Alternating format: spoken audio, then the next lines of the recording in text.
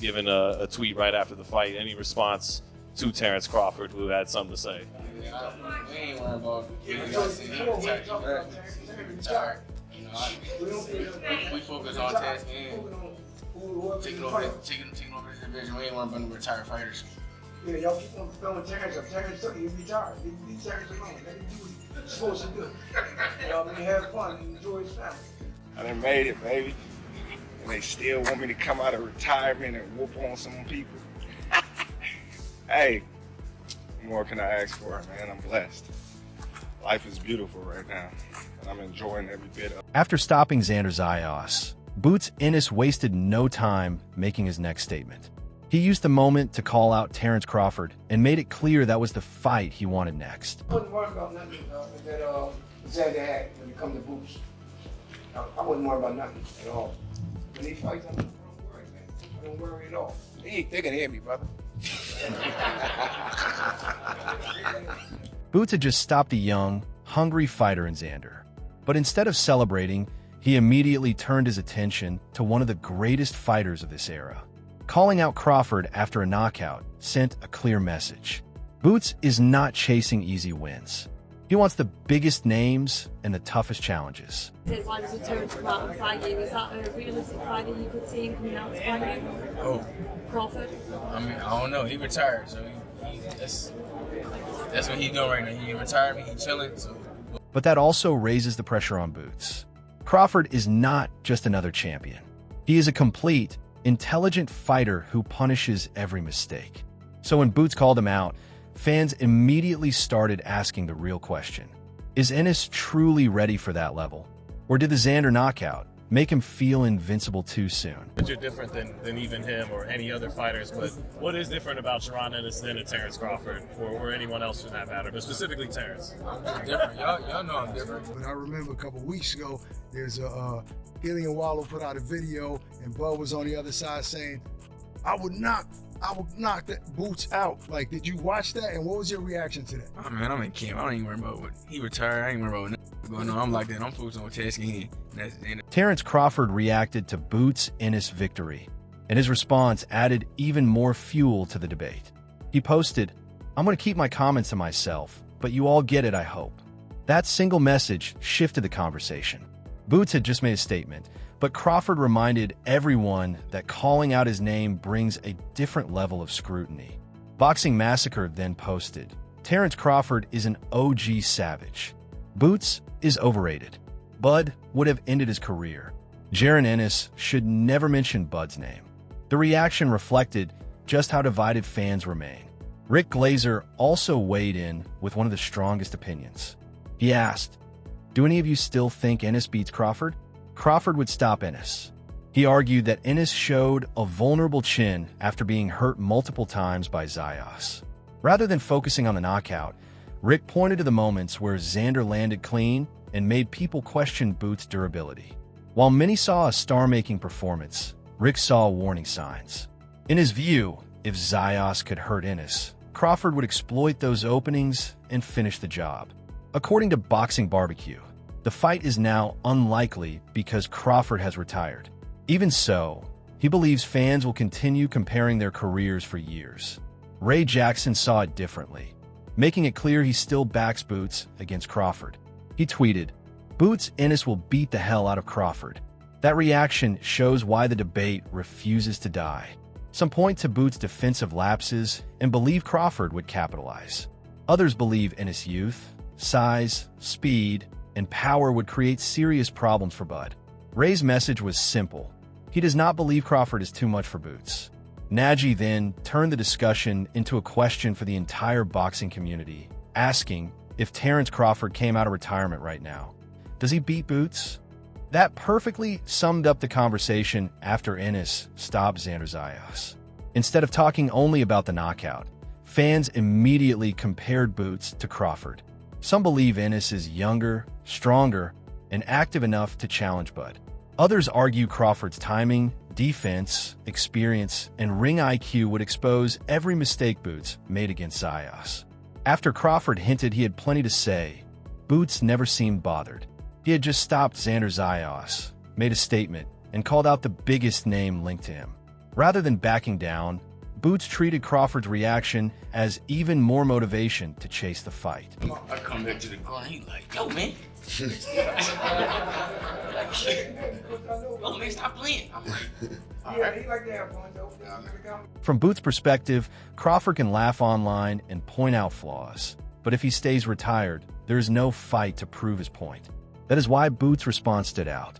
He was putting the pressure back on Bud, saying that if Crawford truly believes he can beat him, he should return and prove it inside the ring instead of watching from the sidelines. On the show with Gilly, and he mentioned a bunch of names and just said, you know, are they going to be easy work or not? He said easy work to everybody, including Terence Crawford. You know, obviously he's had comments to Gilly about saying, you know, that he tried to make a fight with you. You were too young at the time. That's what your team said. Do you think any of this talk gets to a point where you get him to come out of retirement and face you? oh, you care. He made it clear that he is not worried about whoever stands across from him. Whether it is Terence Crawford or anyone else, Boots believes he can beat them. That response was about more than calling out Bud. It showed that no name changes his mindset. If Crawford wants to fight, he is ready. If any other top fighter steps up, he is ready for them as well. Well, I want to get into some early Jaron life, like young, but being that you talked about that, I want to mention, because you're so talented in the ring, right?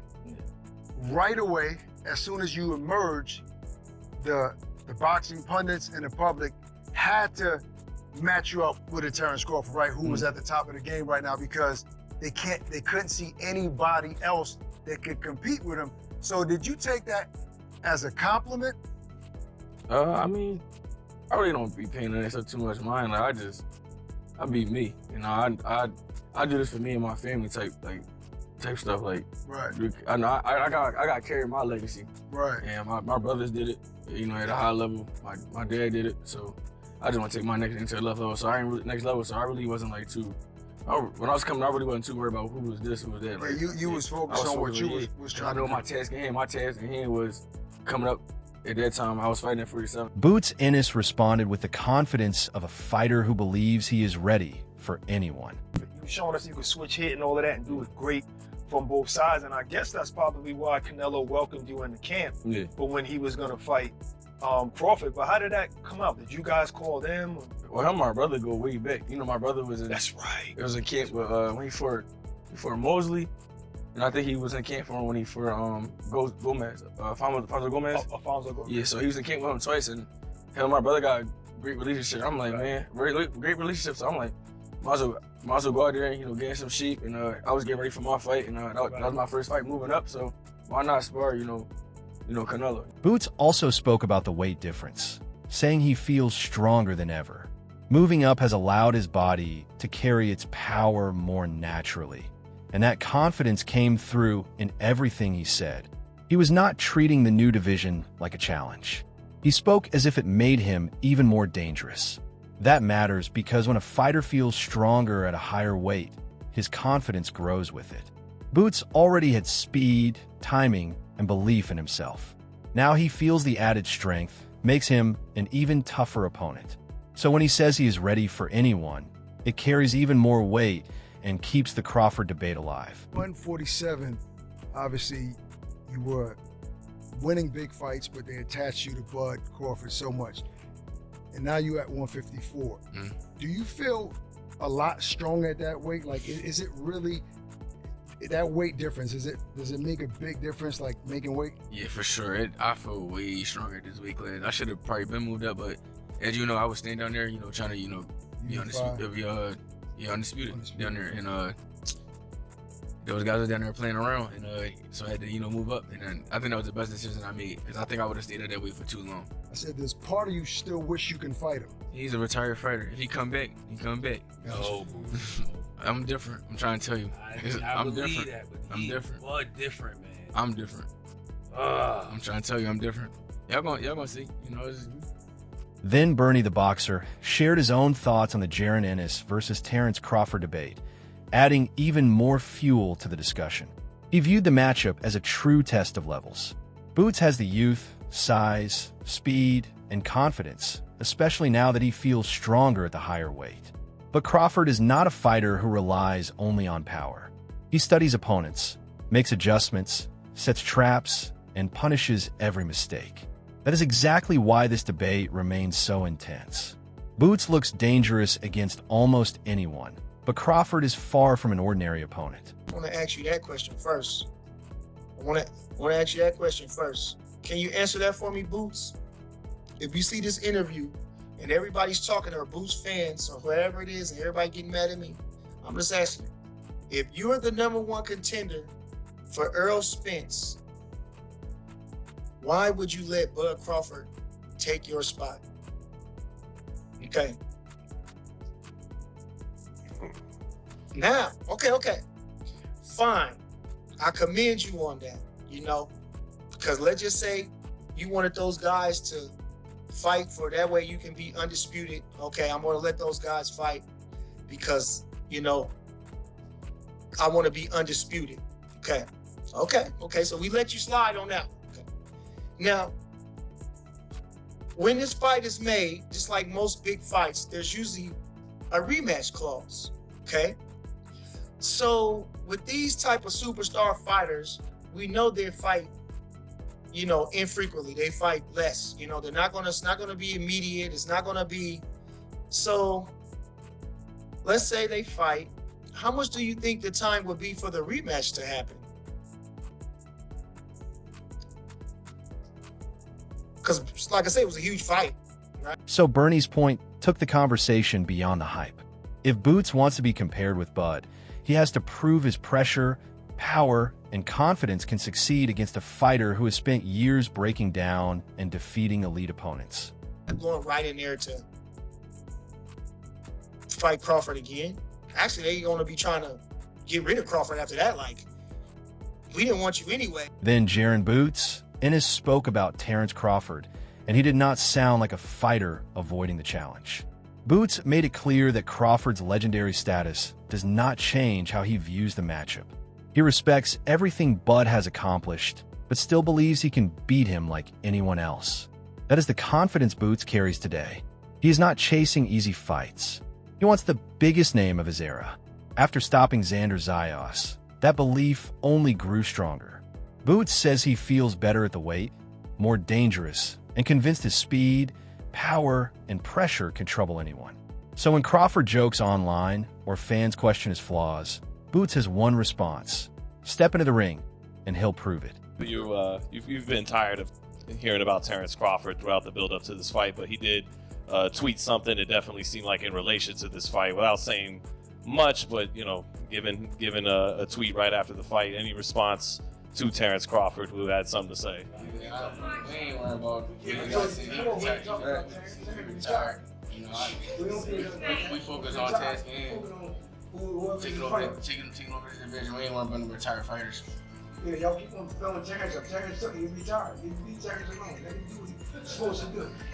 Y'all can have fun and enjoy his family. Boot. Then Ennis made it clear that Boots has no interest in taking a step backward after stopping Xander Zayas. He immediately named Sebastian Fundora as the next target. That tells you how confident Team Ennis feels right now. Boots moved up, looked stronger, broke Xander down, and finished him in impressive fashion. So Bozy is not interested in easy fights or safe opponents. He wants Boots facing another champion, another dangerous challenge, and another chance to move closer to taking over the division. Fundora presents a completely different test. He is tall, awkward, rangy, active, and difficult to prepare for because of his unique style. That is exactly why Bozy's call-out matters. Team Ennis believes Boots has the speed, power, angles, and strength to solve that puzzle. After the Xander knockout, Bozy's message was clear. Boots is ready for bigger names, bigger belts, and even bigger challenges. Hey, it's Fundora. So he could be next. All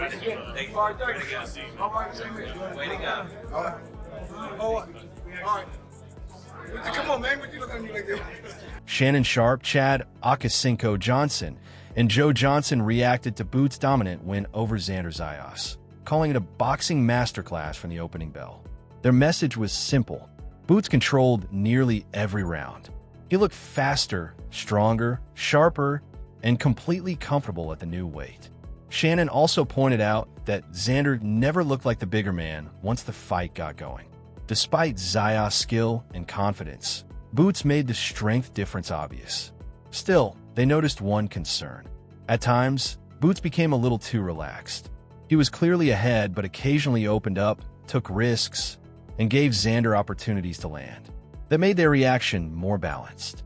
Boots looked outstanding, but against someone like Crawford, those small mistakes could become costly. Hey, he taking a lot of punishment in there, man. He taking a lot of punishment in there. Well, let me know when to go, Go ahead. All I'm gonna say is this: when he came, when he switched, he started on orthodox because he's an orthodox fighter. Yes. He went to southpaw. Ocho, every lead left he threw, he landed it. He was like, damn, 100%. I'm talking about flush. I'm like, damn, Xander, he doing all this, his hand still. It's like, you know how they move that ball and they be punching that ball and be going back and forth. Yeah. That's Xander's head. Shoulders moving, head right there. Ping, right there. Ping, Hey, hey. Well, Boots took a little beating too now. Hey, Joe, that third round. Come on, man. That third round.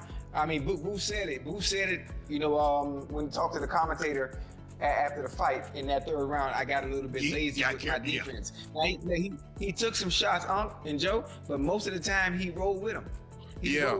But at that third round, and I'm surprised that Xander. Also, that Boots being the puncher that he is, Xander chose to just stay in the pocket and just. Ooh, man, get out of range or move your head. I do both. He can. Get out of range and move your damn head. Yeah. Boots showed me something though, because he took some. Hey, he took a little beating himself, Uncle Ocho, for him to still stay in there. Stay in that pocket like that. Yeah. And fight that. Oh, man, listen. Hey, the only thing that concerns me is, you know, Boots fighting better competition, and guys who probably hit a little harder. Yeah. I mean, especially.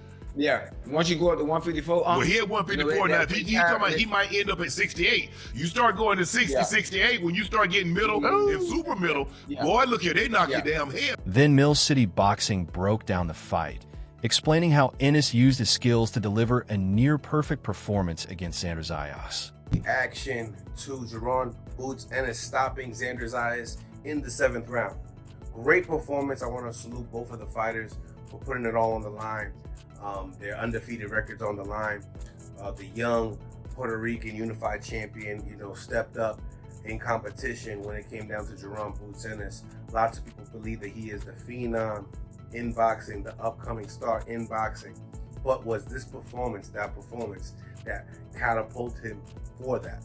Well, first round, drops him. Second round, beats him. I say third round and fourth round, I felt like Xander Zayas had lots of success in those rounds. I felt like he hurt Jaron Boots Ennis. I seen Jaron Boots Ennis clinching in the third round. Then Teddy Atlas reacted during the Jaron Ennis versus Xander Zayas fight companion, focusing on the balance between talent, pressure, and discipline.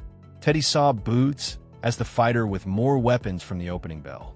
The speed, power, angles, and confidence were all on display.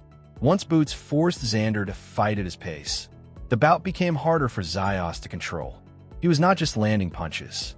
He was breaking Xander down, taking away his space, and forcing him to react instead of dictate the action. But Teddy also noticed what other analysts mentioned. Boots became a little too comfortable at times. When a fighter is dominating, it's easy to take unnecessary risks. Against Xander, he got away with it. Against someone like Crawford or Fundora, those openings could become costly. Teddy gave Boots full credit, but also delivered a warning. Great fighters win, while elite fighters eliminate their mistakes before the next challenge exposes them. So obviously it's the biggest fight of his career, biggest stage of his career. And Ennis has been around longer. They're both still young, because Zayas is about 4 years younger. But I think that the most interesting part of this is that Ennis is a guy that's been around, and we've always been waiting to anoint him as the next great one. He was welterweight champ, he cleaned out the welterweights, but he didn't clean them out until Crawford left. That was the fight we wanted to see. We never saw that. That's it for today's video. If you enjoyed it, don't forget to like, subscribe, and turn on notifications so you never miss an upcoming upload. Share your thoughts in the comments below. Thanks for watching, stay tuned, and we'll see you in the next video.